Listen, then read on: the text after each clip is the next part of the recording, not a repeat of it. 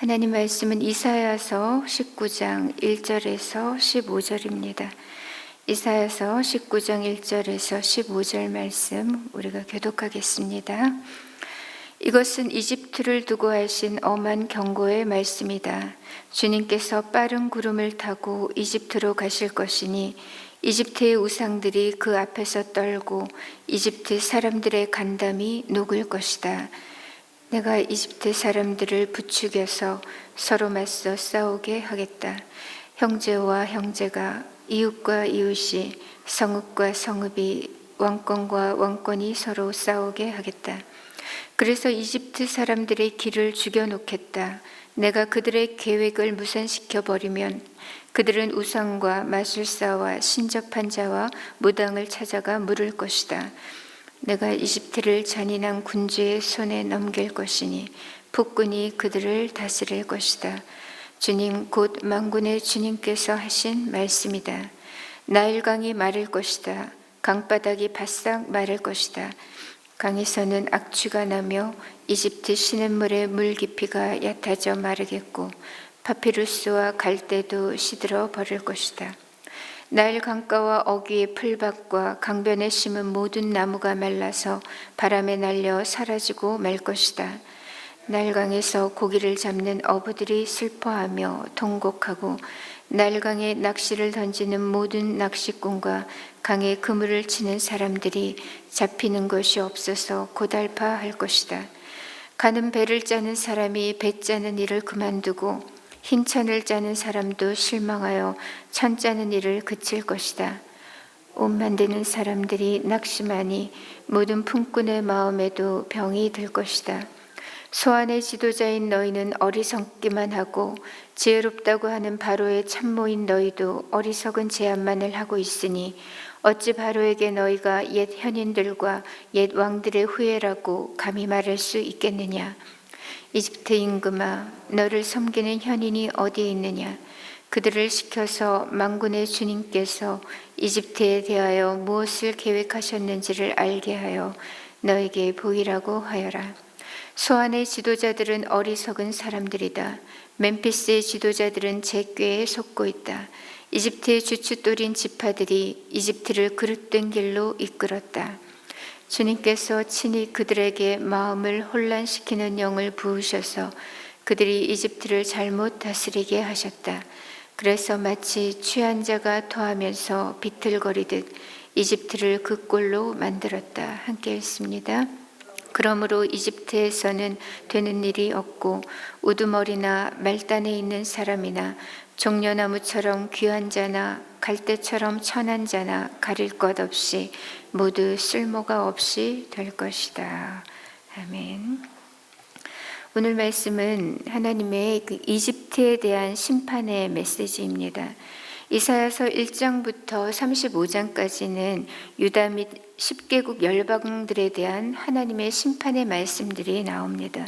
그 중에 오늘 본문 19장과 20장은 그 열방들 중에서 7번째 나라인 애굽에 대한 예언을 담고 있어요. 먼저 19장 1절에서 15절까지는 유다가 의지했었던 이집트가 하나님의 심판으로 인해 철저하게 무너질 것을 말씀합니다. 그리고 이어서 16절에서 25절은 이 애굽이 무너진 뒤에 그들이 다시 하나님 앞에 나와서 하나님을 경외하는 자가 될 것이라고 말씀하고 있고, 또 20장 전반부에서는 재차 이집트가 철저히 멸망할 것을 반복적으로 강조하면서 말씀하십니다. 그렇다면 하나님은 왜 이집트를 심판하시는 걸까요? 그 이유는 이 나라가 하나님 앞에 너무나 타락했고 또 우상숭배의 나라였기 때문입니다. 그리고 나아가서 이 애굽 심판에 대한 오늘의 예언은 그간 애굽을 의지했었던 유다 백성들에게도 주는 하나님의 경고의 메시지이기도 합니다. 하나님의 심판 대상이 되어버린 이집트, 하나님 앞에 철저히 무력한 존재인 이 이집트를 의지하는 것이 얼마나 허망하고 어리석은 일인가를 하나님은 지금 우회적으로 지금 질타하고 계신 겁니다. 사실 이집트는 이스라엘 백성들과는 그 역사적으로 깊은 연관을 가진 나라였습니다. 이미 이스라엘 족장 시대 때부터 기근을 겪을 때마다 자주 내려갔었던 나라이기도 했고, 또 야곱의 후손들은 이 이집트에서 430년 동안 또 종살이를 하기도 했습니다. 출애굽 이후에도 이스라엘 백성들은 국가적인 위기가 있을 때마다 하나님 대신에 자주 이 애굽을 의지하는 우를 범하곤 했던 것이죠. 오늘 본문을 보시면 1절에서 하나님의 이 심판의 대상이 누군가를 밝히고 있습니다. 1절에 이집트의 우상들이 그 앞에서 떨고 이집트 사람들의 간담이 녹을 것이다. 즉 하나님께서 속히 임하셔서 심판하려고 하시는 대상은 이집트의 우상들이고 이집트 사람들이라는 겁니다. 이것은 예전에 출애굽 때와도 유사하죠. 당시 하나님은 10가지 재앙을 내리시면서 한편으로는 이집트의 길들을 관장하고 있다는 그 우상신들을 심판하셨고, 또 바로의 군인들을 또 수장시킨 바가 있습니다. 그때처럼 지금도 하나님은 창궐한 이집트의 우상들과 그것들을 섬기고 있는 이집트 사람들을 심판하고 계신 겁니다. 그리고 2절부터는 그 심판의 방식이 어떤 식으로 진행되는지 그 구체적인 심판의 양상들에 대해서 말씀하고 계십니다. 첫 번째, 하나님의 그 심판의 양상은 바로 내랑과 분쟁으로 나타납니다. 그래서 2절 보시면 내가 이집트 사람들을 부추겨서 서로 맞서 싸우게 하겠다. 형제와 형제가, 이웃과 이웃이, 성읍과 성읍이, 왕권과 왕권이 서로 싸우게 하겠다고 하십니다. 즉 하나님께서 이집트 사람들을 격동시키셔서 자기네들끼리 맞서서 싸우게 하겠다 하시는 거죠. 그래서 형제와 형제가 일어나서 싸우고 이웃과 이웃이 싸우고 도시와 도시가 또 나라와 나라가 서로 싸울 것이다 라고 하십니다. 이러한 내랑과 전쟁과 각종 다툼과 분란은 하나님의 심판의 구체적인 한 양상이 된다는 것입니다. 그리고 두 번째 심판의 양상은 회개치 않는 마음의 강팍함입니다. 하나님께서 속히 이집트로 가셔서 이집트의 우상신들과 그 사람들을 심판하실 때 그들 사이에 내란과 분쟁이 일어나게 하셨습니다. 그 때문에 이 이집트인들은 기가 죽게 되고 그들의 계획대로 삶이 유지가 되지 않는 겁니다. 그런데 문제는 이렇게 힘겨운 상황과 혼란 속에서도 그들이 하나님을 찾지 않더라는 거예요. 3절 보시면 그래서 이집트 사람들의 길을 죽여놓겠다. 내가 그들의 계획을 무산시켜버리면 그들은 우상과 마술사와 신접한 자와 무당을 찾아가 물을 것이다. 그들은 내랑과 전쟁의 고통 속에서도 점입가경으로 더더욱 우상에게 집착하고 있습니다. 그들의 낙담한 마음을 위로받고 그 삶의 애로사항을 해결하고자 그들은 또다시 우상 신들을 찾아가는 겁니다. 그리고는 마술사와 신접한 자와 무당들을 찾아가면서 물었던 것이죠. 끝내 하나님께로 돌이키지 않는 그들 마음의 그 강팍함, 이것이 사실상 하나님 앞에 재앙이었습니다. 이는 마치 바로가 자신의 그 강팍함으로 인해서 끝내 이스라엘을 내보내지 않았고 그로 인해 10가지 재앙을 다 겪어내야 했던 것처럼 회개치 않는 이 강팍함은 하나님의 심판 가운데 있다는 중요한 사인이 되고 있는 것입니다. 세 번째로 이 심판의 양상은 자연재해로도 나타나고 있습니다. 5절에 나일강이 마를 것이다. 강바닥이 바싹 마를 것이다. 또 강에서는 악취가 나며 이집트 시냇물의 물 깊이가 얕아져 마르겠고 파피루스와 갈대도 시들어 버릴 것이다. 나일강가와 어귀의 풀밭과 강변에 심은 모든 나무가 말라서 바람에 날려 사라지고 말 것이다. 즉 극심한 가뭄으로 인해서 애굽의 젖줄인 나일강이 마를 것이라는 겁니다. 나일강은 애굽인들에게 있어서는 그 물질적 번영의 원천이었고 근원적 수원지입니다. 어업은 말할 것도 없고 농업 용수와 또 제반 산업의 기타 산업의 기반이 되죠. 또한 연례적인 이 나일강의 범람은 기름진 토양을 만들어주는 이집트 신들의 그 선물로 여겨졌습니다. 그런데 이 큰 나일강을 하나님께서 바싹 말려버리겠다고 하십니다. 그래서 그 강의 모든 어족들이 다 몰살하면서 부패하게 되고, 그래서 악취가 진동하게 될 것이라는 거죠. 또한 이 극심한 가뭄은 강가에 서식하던 식물인 부들과 또 파피루스들을 다 말려버립니다. 강가의 모든 초장과 곡식밭들, 나무들까지도 다 초토화시켜버리는 거죠. 이것은 그간 이집트인들이 신처럼 떠받들던 이 나일강이 사실상 하나님 앞에서는 그저 무력한 피조물에 불과하다는 사실을 단적으로 보여주시는 겁니다. 우리 하나님만이 참 창조주요 전능하신 하나님이심을 말해주는 것입니다. 올여름 우리는 유례없는 폭염을 경험했습니다. 추석 때 이렇게 더웠던 적은 없었던 것 같아요. 어느덧 우리나라도 동남아처럼 더워져 버렸습니다. 전 세계가, 지구가 심상치가 않습니다. 세계 곳곳에서 폭염과 집중호우, 또 가뭄과 홍수, 대규모 산불, 또 태풍과 허리케인, 극심한 기후재난들이 발생하고 있습니다. 그런데 이런 자연재해 현상 또한 하나님께서 자주 사용하시는 심판의 한 양상임을 우리는 기억해야 합니다. 네 번째로 하나님의 심판은 경제적 파탄으로도 나타납니다. 극심한 가뭄으로 인해 나일강이 마르자 그로 인한 경제적인 충격파가 이만저만이 아닙니다. 8절에 나일강에서 고기를 잡는 어부들이 슬퍼하며 통곡하고 나일강에 낚시를 던지는 모든 낚시꾼과 강에 그물을 치는 사람들이 잡히는 것이 없어서 고달파할 것이다. 가는 배를 짜는 사람이 배 짜는 일을 그만두고 흰 천을 짜는 사람도 실망하여 천 짜는 일을 그칠 것이다. 옷 만드는 사람들이 낙심하니 모든 품꾼의 마음에도 병이 들 것이다. 나일강이 지류까지 다 말라버렸기 때문에 사람들의 생업 기반이 무너져 내렸습니다.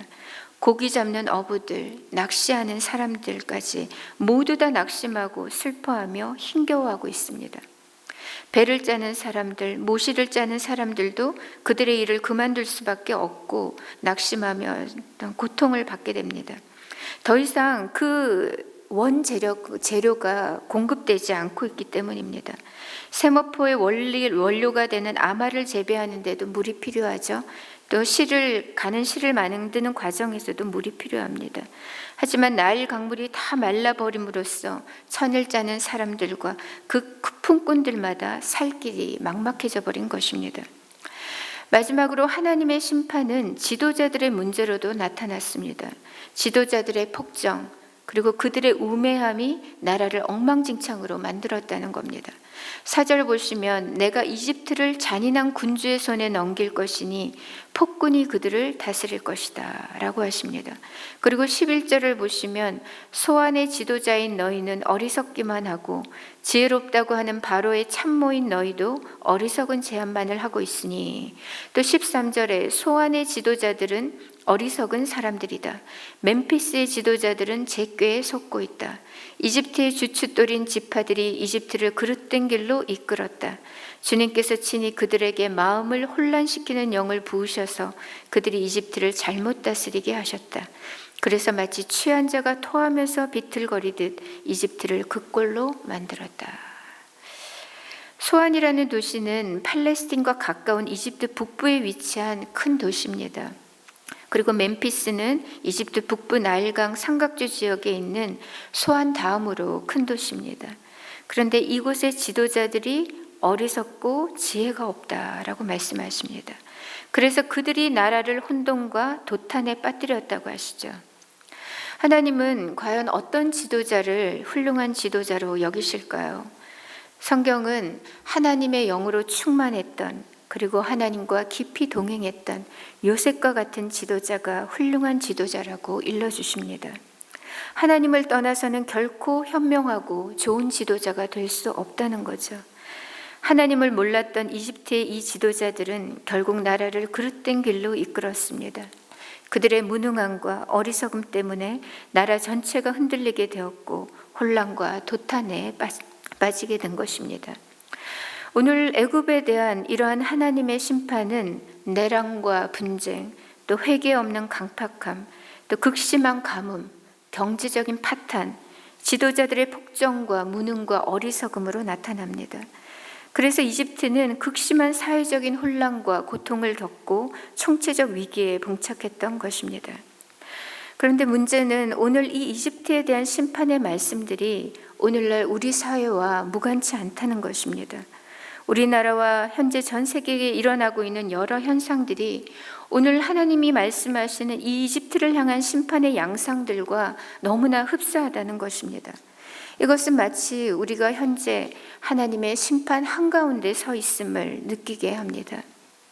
우리나라 역시 우리 안에 극심한 다툼과 분열이 있습니다. 폭염을 비롯한 각종 기후 위기에 봉착해 있고 경제적 상황은 악화되고 또한 지도자들의 어리석음으로 인해 민생이 말이 아닌 상태가 이어지고 있습니다. 오늘 하나님께서 이집트에 대한 이 심판의 말씀을 주신 것은 우리가 지금이라도 하나님께로 돌이켜야 한다는 것입니다. 우리 마음밭을 기경해서 하나님께로 돌이켜야 한다는 강력한 사인입니다. 다시금 하나님의 얼굴을 구하고 회개해야 하고 우리가 우리나라와 사회를 끌어안고 중보하며 기도하라는 하나님의 사인인 것입니다. 그러므로 이 아침 우리가 함께 기도하실 때 하나님 우리를 용서하여 주십시오. 우리의 허물과 악함을 용서해 주시고 또 우리를 긍휼히 여겨 주옵소서. 우리의 가정을 회복시켜 주시고 이 사회와 이 나라를 주님의 은혜로 붙잡아 주옵소서. 특별히 대통령과 위정자들에게 하나님을 두려워하는 마음과 경외하는 마음을 주시고 국정을 잘 운영하게 하여 주옵소서. 우리나라에도 요셉과 같은 정말 성령 충만한 믿음의 지도자들이 많이 일어나게 하여 주옵소서. 자연재해로부터 전쟁으로부터 오늘날 우리를 보호하여 주시고 속히 정치 경제가 안정되고 회복되게 하여 주옵소서.